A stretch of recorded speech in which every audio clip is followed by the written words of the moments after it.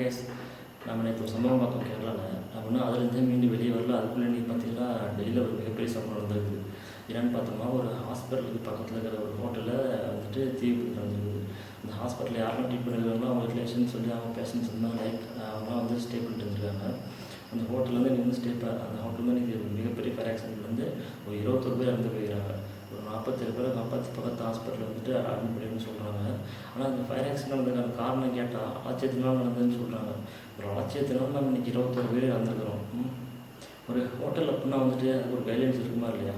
அந்த கைட்லைன்ஸ் வந்து அந்த ஹோட்டல் ஃபாலோ பண்ணவே இல்லை. அந்த டெல்லி கவர்மெண்ட் அந்த ஹோட்டலுக்கு கொடுத்த பர்மிஷன் அப்படின்னா வந்துட்டு ஒரு 6 ரூம் வச்சு பிரேக்ஃபாஸ்ட்டோடு வந்து ஸ்டே பண்ண வச்சுக்கலாம் அப்படின்ட்டு தான். ஆனால் அந்த ஹோட்டலில் நான் என்ன பண்ணியிருக்காரு அப்படின்னா 20க்கும் மேற்பட்ட ரூம்களை வச்சு அவ்வளோ பேரை உள்ள தங்க வச்சு இன்றைக்கி அத்தனை பேரையும் கொண்டுருக்காங்க. ஓகே, ஒரு ஹோட்டல் அப்படின்னா அதுக்கு வந்துட்டு ப்ராப்பரான கைட்லைன்ஸ் இருக்கும்ல. ஒரு என்ட்ரி, ஒரு எக்ஸிட்டு, ஒரு எமர்ஜென்சி எக்ஸிட், அது மாதிரி எந்த ஒரு ப்ராப்பர் கைட்லைனும் ஃபாலோ பண்ண கிடையாது.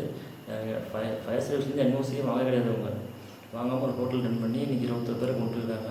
47 பேரை ஹாஸ்பிட்டல் அட்மிட் பண்ணியிருக்காங்க. ஃபயர் ஆக்சிடென்ட் ஆகிறப்ப பார்த்தீங்கன்னா அந்த மக்கள் உள்ள அந்த பீப்புள்ஸ் வந்துட்டு மேலே வந்து ஓடுறதாகட்டும், ஒடியாறது, அந்த ஜன்னல் வழியாக கத்துறது, மேலே ஜன்னலேருந்து கீழே ஃப்ளோரில் குதிக்கிறது, அந்த மாதிரிலாம் பார்த்தா அவ்வளோ மோசமாக நடந்துருக்குது இன்றைக்கி ஃபயர் ஆக்சிடென்ட்டு. இதெல்லாம் வந்து யார் பார்க்கணும், யார் கேர் எடுத்து பண்ணணும்? இப்போ அந்த செத்து போன 21 பேருக்கு வந்துட்டு Indian government PM relief fund வந்துட்டு 2 lakhs தான். அண்ட் பேஷண்டாக வந்து அட்மிட் ஆன அவங்களுக்கு வந்துட்டு 50,000 வந்துட்டு கொடுத்துக்கிறாங்க. பட் என்ன யூஸ் அதனால? மேக்ஸிமம் இருந்து போனீங்க ஃபாரின் பீப்புள். நம்ம நாட்டை நம்பி நம்மளோட மெடிக்கல் ஃபெசிலிட்டி எல்லாமே அங்கேருந்து ட்ரீட்மெண்ட்காக வந்த பீப்புள் இன்றைக்கி அவங்க இறந்து போனது, அவங்க மேலே அந்த மொட்டை மாடலில் போனதெல்லாம் பார்த்திங்கன்னா வந்துட்டு அவ்வளோ எப்படி சொல்கிறது, ஒரு மனசை உருக்குது.